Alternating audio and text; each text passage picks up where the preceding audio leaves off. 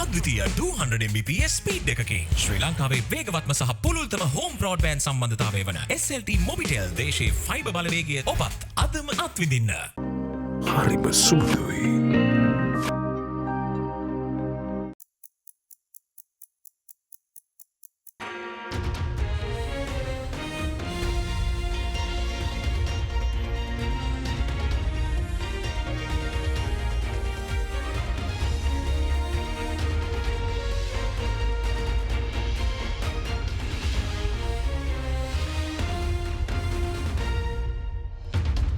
Tonight on First at 9 this Saturday the 22nd of July 2023. Cooperation and connectivity.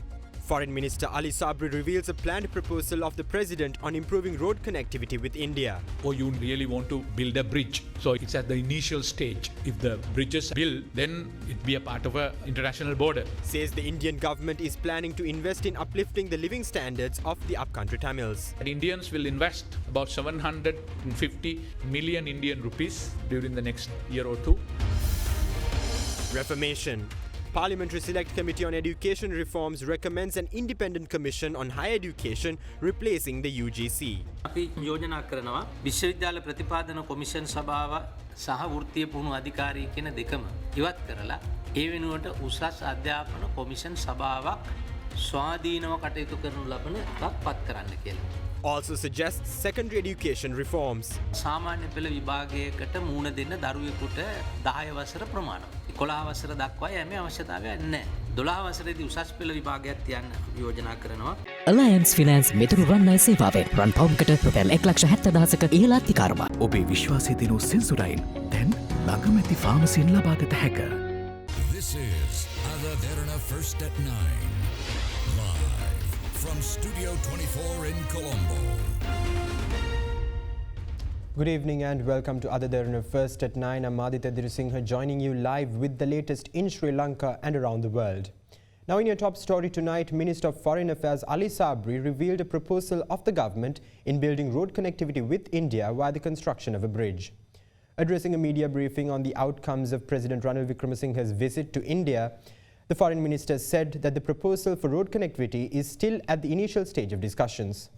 Further, the Sri Lankan Foreign Minister revealed that the Indian government will be investing 750 million Indian rupees, which is equivalent to 3 billion Sri Lankan rupees, in uplifting the living standards of the upcountry Tamil community in Sri Lanka. Following the conclusion of his two-day visit to India, President Ranil Wickremesinghe along with his delegation arrived in Sri Lanka last evening. His visit to India was the first in his capacity as the head of state. This morning, Minister of Foreign Affairs, President's Counsel Ali Sabri briefed the media on the outcomes of the President's visit in a media briefing organised by the President's Media Division.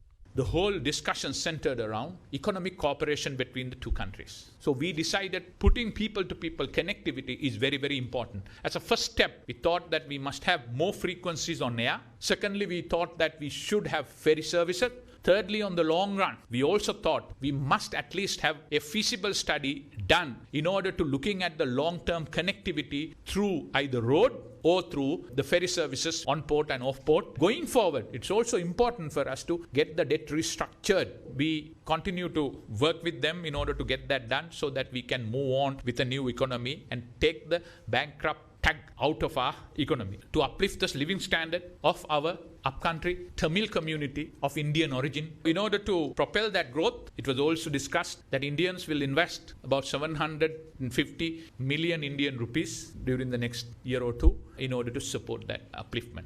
Defense and maritime cooperation in order to prevent human trafficking, drug trafficking, all sorts of smuggling, and how to cooperate with each other was discussed. We decided that both countries will commit not to create any situation which could be a threat to the legitimate interest of each other's legitimate security concerns. President Ranil Wickremesinghe told that he is keen in implementing the 13th Amendment, and as far as the police powers are concerned, he will consult government and the opposition and in the parliament and decide the way forward. Apart from that, most of the other areas, he was of the opinion that it can be implemented and he will do that. He also told he has a special plan for northern development. And also he told to the upcountry Tamils, he wants to help them to fully integrate into the Sri Lankan society. You mentioned that the President had also proposed something about the land bridge, the land connectivity and modalities, feasibility to be studied into. What exactly was President proposing in this regard? First step for the connectivity is, we all know, air connectivity. Then the next step is ferry. The next step is whether on-port and off-port kind of connectivity, where you get into get your vehicles, a ferry will take you through and you come and go. Or that, or you really want to build a bridge. So it's at the initial stage. If the bridge is built, then it be a part of an international border.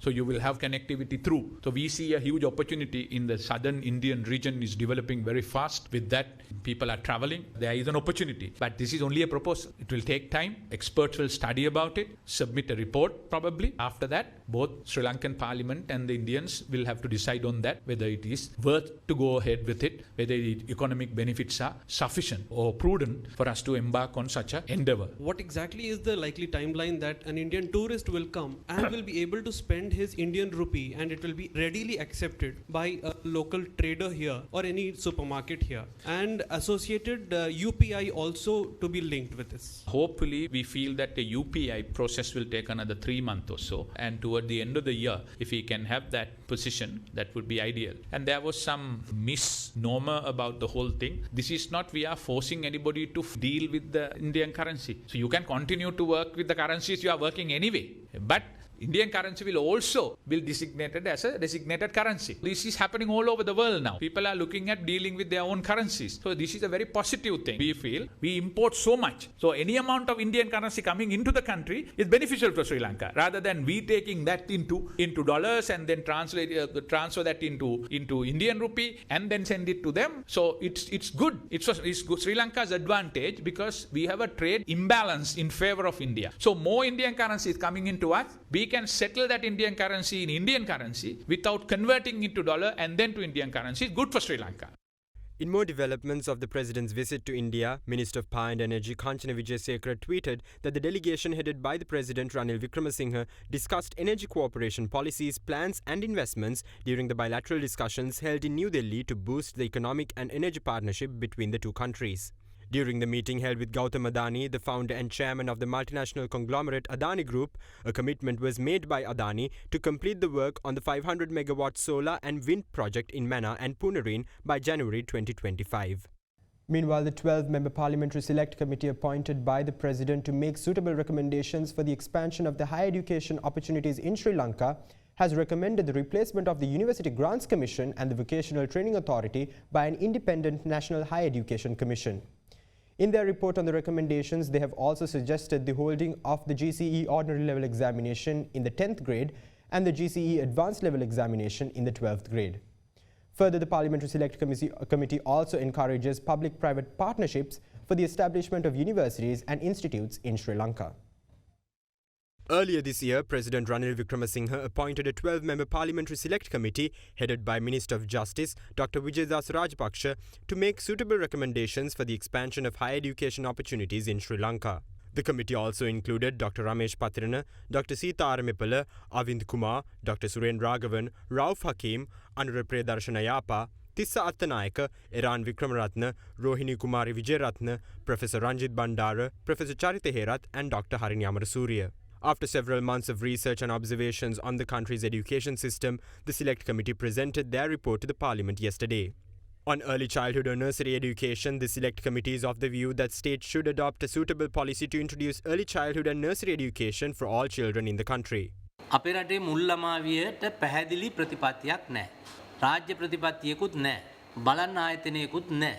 ඒකට වියදම් කරන්නේ නැහැ. ඒ නිසා මේ මුල් ළමාවියට රාජ්‍ය ප්‍රතිපත්තියක් අපි යෝජනා කරන්නේ පනතක් මගින් හදලා ආයතනයක් ඇති කරන්න ඕන මුළු රටේ සෑම දරුවෙකුටම ඒ අධ්‍යාපනය ලබා ගන්න. The committee report states that the state should encourage the private sector to establish and expand institutions for the purpose of early childhood or nursery education and provide financial support to ensure that all children have equal access to education. On primary and secondary education, meanwhile, the Parliamentary Select Committee recommends to introduce modern education modules and curricula with the inclusion of democratic and cultural norms and values while enhancing the intelligence and wisdom of the students instead of a learn-by-heart education system. The report also recommends simplifying curricula gradually by adopting a mixed mark system of 50% on school-based assessments and 50% on examination-based assessments, which is a blended assessment system. Preparing the students to sit for the GCE Ordinary Level Examination at Grade 10 and GCE Advanced Level Examination at Grade 12 is also recommended by the Parliamentary Select Committee. අපි තවදුරටත් යෝජනා කරනවා සාමාන්‍ය පෙළ විභාගයකට මුහුණ දෙන්න දරුවෙකුට 10 වසර ප්‍රමාණවත්. 11 වසර දක්වා යෑමේ අවශ්‍යතාවයක් නැහැ. 12 වසරේදී උසස් පෙළ විභාගයක් තියන්න අපි යෝජනා කරනවා. අනිත් එක පෞද්ගලික පාසල් කොම්පැනියක් විදිහට ලියාපදිංචි කරන විතරයි. ඒවා ගුණාත්මක භාවය හොයන්න අපිට ක්‍රම නැහැ. ඒ නිසා මේව සියල්ලම අධීක්ෂණය වෙන්නට පුළුවන් ආකාරයේ යාන්ත්‍රණයක් හැදෙන්න ඕන. Further revamping the existing modules and syllabuses in primary and secondary education in the field of science and technology is also recommended, considering the modern trends. The committee report also recommends the state authorities to ensure that the GCE advanced level results are released within a reasonable time, enabling the students to engage in their higher education without wasting their valuable time. Meanwhile, on the higher education sector, the Select Committee recommends the replacement of the University Grants Commission and Vocational Training Authority of Sri Lanka by an independent National Higher Education Commission by way of a legislative enactment. අපි යෝජනා කරනවා විශ්වවිද්‍යාල ප්‍රතිපාදන commission සභාව සහ වෘත්තීය පුහුණු අධිකාරී කියන දෙකම ඉවත් කරලා ඒ වෙනුවට උසස් අධ්‍යාපන කොමිෂන් සභාවක් ස්වාධීනව කටයුතු කරනු ලබන එකක් පත් කරන්න කියලා. ඒකේ සමාජිකයන් පත් කිරීම ව්‍යවස්ථාදායක සභාවේ අනුමැතියට යටත්ව ජනාධිපතිවරයා විසින් සිදු කරන්න ඕන. The report further recommends that the authorities of the state universities shall ensure the existence of a peaceful environment conducive for the smooth functioning of academic engagements by maintaining the required discipline in their institutes. The Parliamentary Select Committee also encourages public-private partnerships pertaining to universities and institutes. Further, the committee recommends the initiation of a program to establish 25 universities in 25 districts with a focus on both academic and vocational education, preferably through the public-private partnership model. The Select Committee also encourages foreign investors to invest in the Sri Lankan education system by offering them suitable incentives and benefits. The report said at the request of the committee, the Board of Investment appeared before the committee and assured that it has the will and the capacity to provide necessary lands and infrastructure facilities to establish higher education institutions, both local and foreign. Now on the economic outlook of the country, Central Bank Governor Dr. Nandalal Veerasinghe says that completing both domestic debt optimization and external debt restructuring will result in the finalization of the first half of the program for economic stabilization. Addressing the CEO Forum 2023 organized by the Chartered Financial Analysts of Sri Lanka, the governor further elaborated on the path the country will take to boost the economy and achieve medium-term growth and recovery.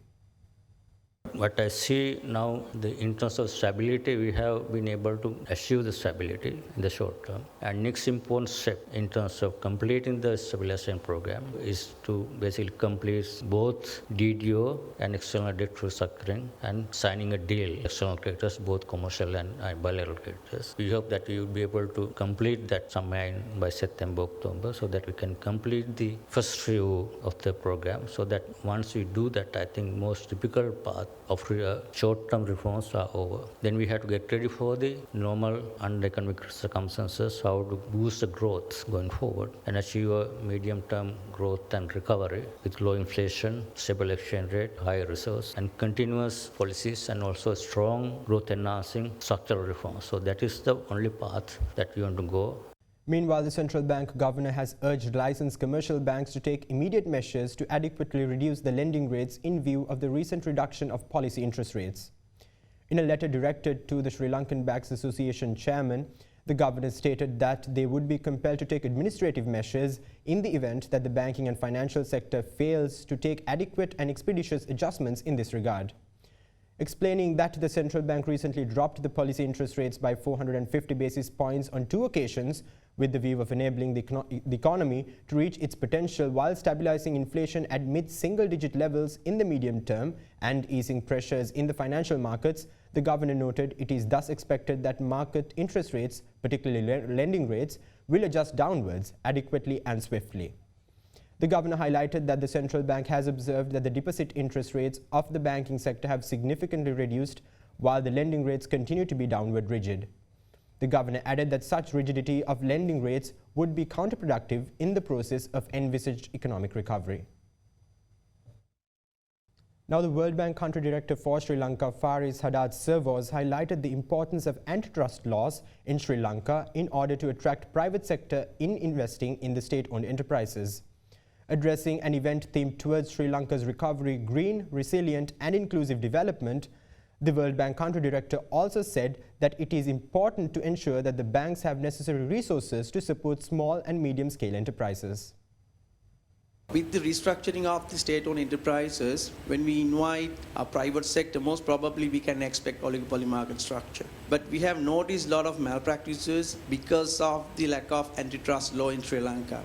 And that weakness sometimes might affect badly with the exit of the government from these markets. Antitrust law is very important. All of these are very important. This is why we as development partners are working. That's why I call it an ecosystem. It's not enough to restructure an SOE. It's to make sure that the people get provided the service. Ultimately, you're the beneficiary. So we have to have the right ecosystem so people, the private sector, will have trust that their assets, at the end of the day, that's what they care about, right? Now, it shouldn't be a religion. If some SOEs are operating efficiently, God bless. But if some are not operating, what's the counterfactual? You just live with them? I don't think it makes sense. SMEs, extremely important. In fact, one of the key pillars of the new strategy of the World Bank is actually jobs. And it's very, very clear that SMEs in Sri Lanka are very critical to that. Also, the issue of SMEs now, we have to make sure that the banking sector has enough resources so that SMEs are actually properly financed. Now, a case discussion organized by Singapore Parks Health in collaboration with the Sri Lankan College of Cardiology was held recently. Meanwhile, 3 people were reported dead in the Akurasa area after a large tree uprooted due to strong winds fell on the garage occupied by the victims at the time. With more details of these developments, here's a look at more news in brief.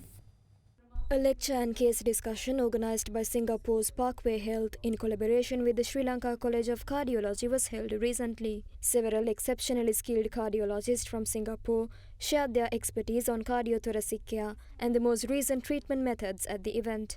In other local developments, following strong gusty winds in the Akurasa area, a large tree fell onto a garage, injuring 5 people. Among the victims, 1 individual was killed on the spot while 2 others succumbed to their injuries while receiving treatment at the district hospital in Akurasa and the teaching hospital in Karapitiya. The remaining 2 are currently receiving treatment at the teaching hospital in Karapitiya. Meanwhile, the main suspect, who is suspected to be involved in the deaths of the 24-year-old woman and her infant daughter in Angurwatota area, was arrested earlier this morning. Further, the post-mortem examinations of the deceased were conducted today at the Horana Base Hospital. Providing an open decision, the judicial medical officer forwarded the remnants of the deceased to the government analyst for further investigations, stating that the injuries on both bodies resembled injuries inflicted by animal bites. In other news, former LTT member Sellaya Navaratnan, who was sentenced to 200 years in prison after he was found guilty over the 1996 central bank bombing that killed 91 people, was granted the presidential pardon. In addition, another former LTT member, identified as S. Sangamuraja, who was serving a life sentence, was also given the presidential pardon. Both the inmates were reportedly released on the 18th of July. Join us on the other side of this short commercial break for more news.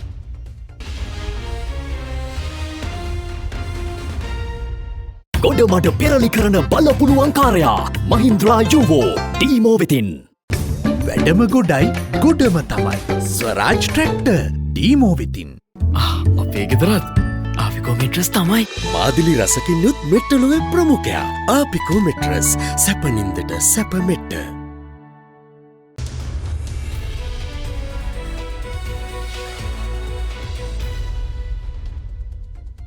Now to welcome you back with some local business news, the Minister of Industries Dr. Ramesh Patirana emphasized that the respective local authorities are in place to assist the Sri Lankan Pharmaceutical Manufacturers Association in achieving its target of providing more than 40% of the local requirements to the market.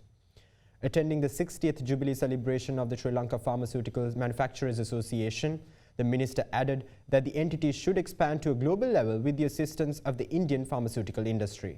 The 60th Jubilee celebration of the Sri Lanka Pharmaceutical Manufacturers Association was held recently in Sri Javardhanapura Kotte under the patronage of Minister of Industries Dr. Ramesh Patirana. Speaking at the event, Dr. Ramesh Patirana highlighted the importance of partnering with India in the field of pharmaceutical manufacturing. As at now, we are providing only 15%, but your ambitious target of producing more than 40% of the local requirement in Sri Lanka is something commendable. Let us be assured, whatever the Health Ministry and the Ministry of Industries can provide to achieve those targets, we are fully committed to provide nothing but the best to your endeavors. So you should be able to provide not 40%, even the next decade you should be able to produce more than 70% of the Sri Lankan requirement, I suppose. In early 90s, India also went through a same kind of economic recession. At that time, then Indian Finance Minister Dr. Manmohan Singh uttered 3 words continuously. That is globalization, privatization and liberalization. So the privatization is something little allergic to Sri Lankan people, I would say. But we have to come into reality with that now. With the help of the Indian pharmaceutical industry, which has an overarching effect on the global pharmaceutical manufacturing industry, we should be able to first go ahead with manufacturing of the good quality drugs. Secondly, we should be able to penetrate to the other world markets as well. And with that, we wrap up tonight's edition of AdaDerana First at 9. Stay in touch with us on www.adaderana.lk for the latest developments around the clock. Thank you. Have a great night.